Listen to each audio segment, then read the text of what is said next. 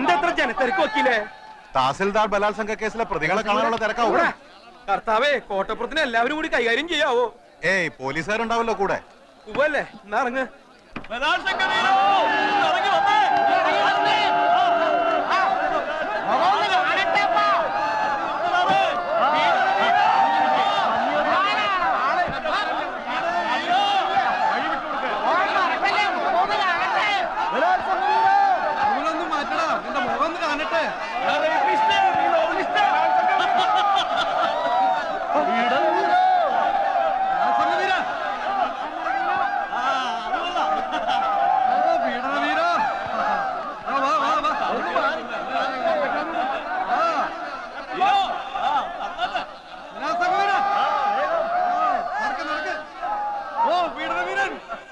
The accused 1 and 2 are released on bail. They are to report before the police on every Sunday until further orders. എന്തിനാണെന്ന് പറയേ. എത്രയും പെട്ടെന്ന് തലയ്ക്ക് പിടിക്കുന്ന ഏതെങ്കിലും ഒരു മദ്യം എടുത്താണോ? ഇതാ പൈങ്കിളി നോവലിസ്റ്റ് അല്ലേ? ഓ, നമ്മുടെ തഹസിൽദാരെ റേപ്പ് ചെയ്ത. എത്രയായി? 200. ഇനി നേരെ താലൂക്ക് ഓഫീസിലേക്ക്. എത്രയും പെട്ടെന്ന് എനിക്ക് അവളെ റേപ്പ് ചെയ്യണം. ആരെ? വണ്ടി വിടാൻ. പൊന്നപ്പ, വണ്ടി വേഗം ടിവിയിലേക്ക് വിട്ടോ. ഞാനാ പറയുന്നത്, വണ്ടി താലൂക്ക് ഓഫീസിലേക്ക് വിടാൻ. ഇനി സാഗറിനെ നഷ്ടപ്പെടാൻ ഒന്നുമില്ല. കള്ളക്കേസിൽ അഴിയെണ്ണുന്നതിനേക്കാൾ എത്രയോ ഭേദമാണ് അനേകം ദൃക്സാക്ഷികളുടെ മുന്നിൽ വെച്ച് യഥാർത്ഥത്തിൽ റേപ്പ് ചെയ്തിട്ട് പൊട്ടിച്ചിരിച്ചുകൊണ്ട് കൊലക്കയർ കഴുത്തിലിടുന്നത്. സാഗറെ, താനൊന്ന് അടങ്ങ്. തനിക്കൊന്നും നഷ്ടപ്പെടാനില്ലായിരിക്കാം, പക്ഷെ അനേക ലക്ഷം വായനക്കാരുടെ സ്ഥിതി അതല്ല. എന്റെ സ്ഥിതി അതല്ല. തന്റെ നോവൽ അച്ചടിച്ചു വിടുന്ന വാരിക മുതലാളിമാരുടെ സ്ഥിതി അതല്ല. താൻ ജനങ്ങളുടെ കണ്ണിലുണ്ണിയാണോ? എന്നെ പിന്തിരിപ്പിക്കാൻ നോക്കണ്ട. എന്നെ ഓർത്തെങ്കിലും താൻ അതിക്രമം ഒന്നും കാണിക്കരുത്. താൻ ഈ കേസിൽ പെട്ടു എന്ന് അറിഞ്ഞ അന്ന് മുതൽ ഈ മാമച്ചൻ ഉണ്ടിട്ടില്ല, ഉറങ്ങിയിട്ടില്ല. കാരണം താൻ വലിയൊരു കലാകാരനാ. ജാമ്യത്തിലിറക്കാൻ എത്ര ലക്ഷം വേണമെങ്കിലും ചെലവാക്കാന്ന് ഞാൻ വക്കീലിനോട് പറഞ്ഞു. അതാ സാഗര യഥാർത്ഥ സ്നേഹം. അങ്ങനെ സ്നേഹം ഉണ്ടെങ്കിൽ ഇയാൾ എന്റെ ഇഷ്ടത്തിന് നിൽക്കണം. ഞാൻ നിൽക്കും, തന്റെ കൂടെ നിൽക്കും. ഒരു 2 ദിവസം കൂടി കഴിഞ്ഞോട്ടെ. അതെന്തിന്? ഇത്രയും ദിവസം ജയിലിൽ കിടന്ന് താൻ ക്ഷീണിച്ചിരിക്കുക. നന്നായിട്ടൊന്ന് റേപ്പ് ചെയ്യാനുള്ള ആരോഗ്യം തനിക്കിപ്പില്ല. അത് ഇയാള് പറയരുത്. അവളോടുള്ള വൈരാഗ്യം മൂത്ത് മൂത്ത് ഞാനൊരു സിംഹമായി മാറിയിരിക്കുക.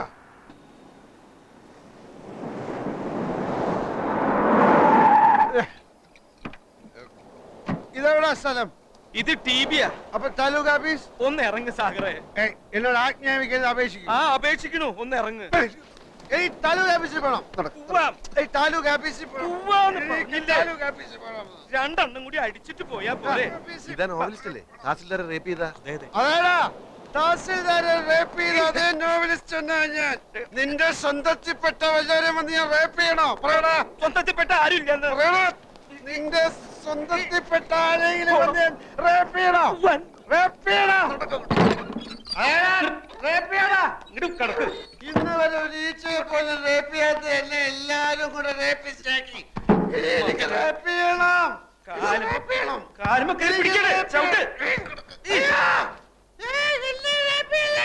എനിക്ക് റേപ്പ് ചെയ്യണേ.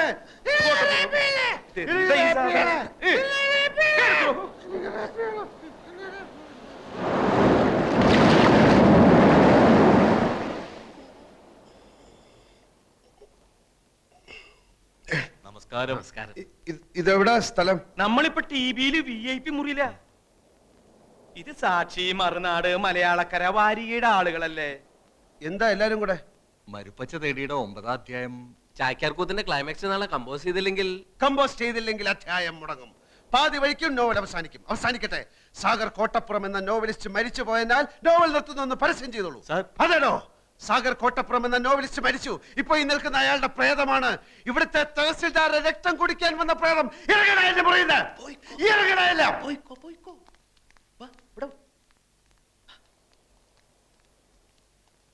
ഉള്ള മുട്ടയിക്കുമ്പോഴാണ് ചാക്യാർ കൂത്ത്. റാസ്കൽസ്.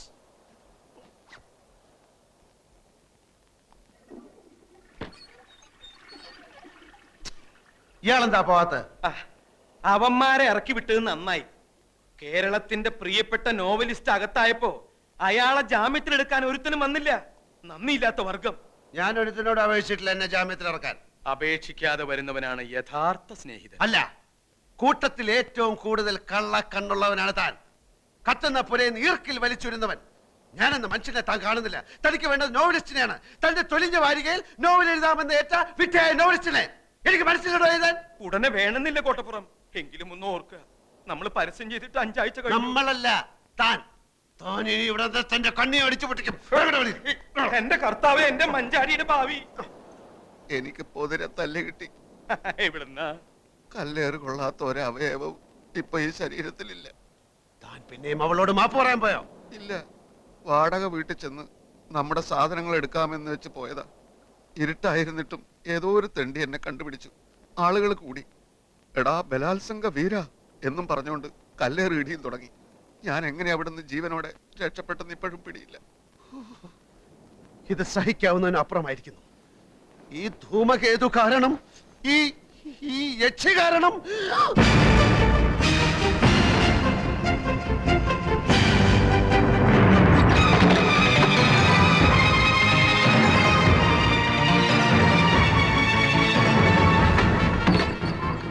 ഒറ്റയടിക്ക് അവളെ റേപ്പ് ചെയ്ത് നശിപ്പിക്കാൻ പാടില്ല.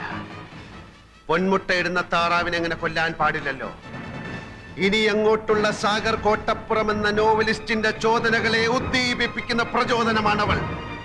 എന്റെ മഷി പറ്റാത്ത തൂലിക കൊണ്ട് ഞാൻ അവളെ നിരന്തരം റേപ്പ് ചെയ്യും. മാമച്ച, അനൗൺസ് ചെയ്തോളൂ.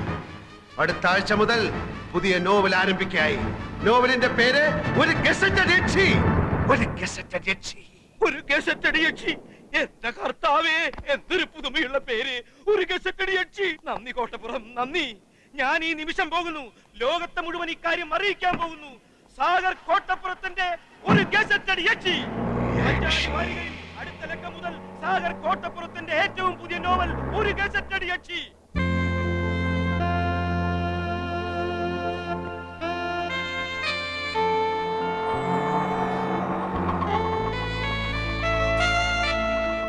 ടൗണിൽ മുഴുവനും പോസ്റ്റർ ഒട്ടിച്ചു കഴിഞ്ഞു. സാഗർ കോട്ടപ്പുറം എഴുതുന്ന സർവീസ് സ്റ്റോറി ഗസറ്റഡ് രക്ഷി. ആ തഹസിൽദാർ പൂതനയുടെ അതേ മുഖമാണ് പോസ്റ്ററിൽ. താലൂക്ക് ഓഫീസിന്റെ ചുവരിലൊട്ടിച്ച പോസ്റ്ററിന്റെ മുമ്പിൽ അവളുടെ ജീപ്പ് വന്ന് നിൽക്കുന്നതും പോസ്റ്റർ കണ്ടവൾ നടുങ്ങുന്നതും ഞാൻ നേരിട്ട് കണ്ടു. എന്താണ് അവളുടെ അടുത്ത് നീക്കമെന്നറിയാൻ ഞാൻ കാത്തു നിന്നു. 5 മിനിറ്റ് കഴിഞ്ഞില്ല, പ്യൂൺ വെളിയിൽ വരുന്നു, പോസ്റ്റർ വലിച്ചു കീറുന്നു. ഞാൻ നേരെ മാമച്ചന് ഫോൺ ചെയ്തു. ഉച്ചക്ക് മുമ്പ് അതേ ചുമരിൽ പോസ്റ്റർ വീണ്ടും ഒട്ടിക്കുമെന്ന് മാമച്ചൻ എനിക്ക് വാക്ക് തന്നിരിക്കുക. Very good, very good. അവൾ തന്നെയാണ് ഗസറ്റഡ് യക്ഷി എന്ന് അവൾ അറിഞ്ഞല്ലോ. എന്നാലേ അവൾ നോവൽ വായിക്കൂ. വായിച്ചാലേ എഴുത്തുകാരന്റെ തൂലികയുടെ ശക്തി ആ ശൂർപ്പണഖ അറിയൂ. അതെ, അതിരിക്കട്ടെ, നമ്മുടെ കഥ എവിടം വരെയായി? താൻ ഞെട്ടരുത്. എന്താ? താനാണ് ഈ കഥയിലെ നായകൻ. ആണോ? അതെ, കാരണം ഇതിലെ നായകന് സൗന്ദര്യം ആവശ്യമില്ല. മത്തങ്ങ പോലുള്ളൊരു മുഖമാണ് വേണ്ടതെങ്കിൽ തനിക്കും നായകനാകാം. ഈ വിഷയം നമുക്ക് പിന്നീട് ചർച്ച ചെയ്യാം. അല്ലെങ്കിലും ഇതൊരു നായക പ്രാധാന്യമുള്ള കഥയാണ്. അടിമുടി അവളാണ്. അവളുടെ കൗടില്യങ്ങളുടെ കഥയാണ്. ആദ്യ ഭാഗം ഞാൻ വായിക്കാം. സാധാരണ പൈങ്കിളി നോവലിലെ പോലെ ആമുഖമോ വർണ്ണനകളോ ഇല്ല. അവളുടെ അന്തരാളത്തിലേക്ക് നേരിട്ട് കിടക്കുകയാണ് നോവലിസ്റ്റ്. ഇവൾ അനിത. പുതിയ തലമുറയിലെ പെൺകുട്ടികളുടെ ആസൂത്രണ മനോഭാവത്തിന്റെ കഥ ഇവളിൽ നിന്ന് തുടങ്ങുന്നു. ഇവളിൽ പ്രണയത്തിന്റെ ലോലഭാവങ്ങളില്ല. മനുഷ്യബന്ധം, ദയ, കാരുണ്യം തുടങ്ങിയ വികാരങ്ങൾ ഇവൾ കന്യം. നേട്ടങ്ങളിൽ മാത്രമാണ് നോട്ടം. കീഴടക്കല്ലാണ് ഇവളുടെ സംതൃപ്തി. സൗന്ദര്യമാണ് ഇവളുടെ വജ്രായുധം. ഒരേ സമയം പല കാമുകന്മാരുടെയും വിശ്വസ്തയായ കാമുകി. നഗരത്തിന്റെ ശാപമെന്നല്ല അതെന്തു പറയാൻ. ഇന്നവൾ ഇവിടെ municipal commissioner.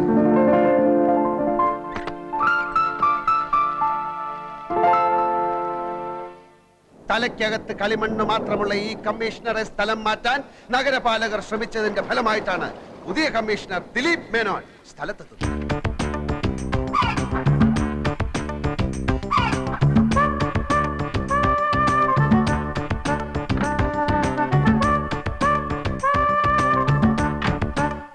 Hello, mister Dileep Menon. താങ്കൾ ചാർജ് എടുക്കാൻ വരുന്നുണ്ടെന്ന് ഞാൻ അറിഞ്ഞു. താങ്കളെപ്പോലെ മിടുക്കനായ ഒരു കമ്മീഷണറെയാണ് ഈ നഗരത്തിന് ഇപ്പോൾ ആവശ്യം. I heard you are so imaginative, a man with lot of innovative ideas. Yes sure. Before you take charge, shall we meet?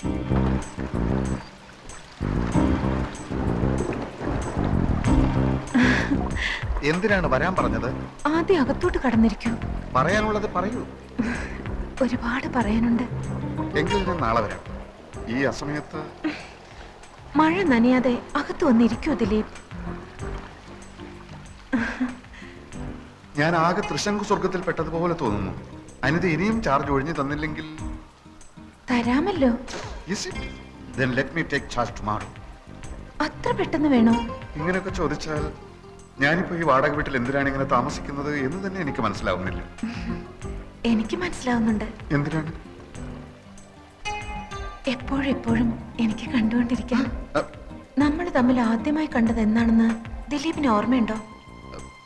അന്ന് ഈ വാടക വീട്ടിൽ വെച്ച് അല്ല ദിലീപ്, അതിനു മുൻപ്,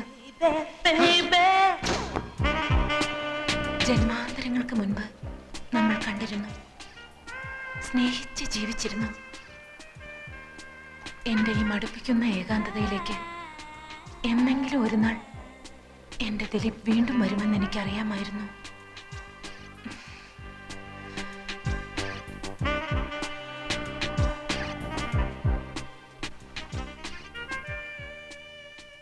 തനിക്ക് എന്താണ് സംഭവിക്കുന്നതെന്ന് ദിലീപ് മേനോന് നിശ്ചയമുണ്ടായിരുന്നില്ല. അന്ന് വരെ പരസ്ത്രീ സ്പർശം അറിഞ്ഞിട്ടില്ലാത്ത ദിലീപ് മേനോൻ ഒരു സ്വപ്നത്തിലേക്ക് വഴുതുകയാണ്. പാവം മേനോൻ കമ്മീഷണർ അനിതയുടെ കാപട്യം അറിയാതെ ആ നിമിഷത്തിൽ അവളെ പ്രണയിക്കാൻ തുടങ്ങി. അന്നേരം ഒരു സർക്കസുകാരിയുടെ മെയ്വഴക്കത്തോടെ ദിലീപ് മേനോനിൽ അനിത പടർന്നു കയറി.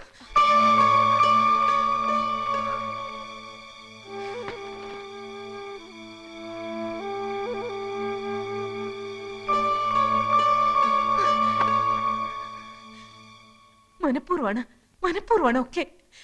സാർ ഒന്ന് വായിച്ചു നോക്ക്. എന്തൊക്കെ വൃത്തികേടുകളാ അയാൾ എഴുതി കൂട്ടിയിരിക്കുന്നത്. പിന്നീട് ദിലീപ് മേനോൻ പ്രഭാതത്തിൽ ഉദിച്ചു വരുന്ന സൂര്യനെ കണ്ടില്ല.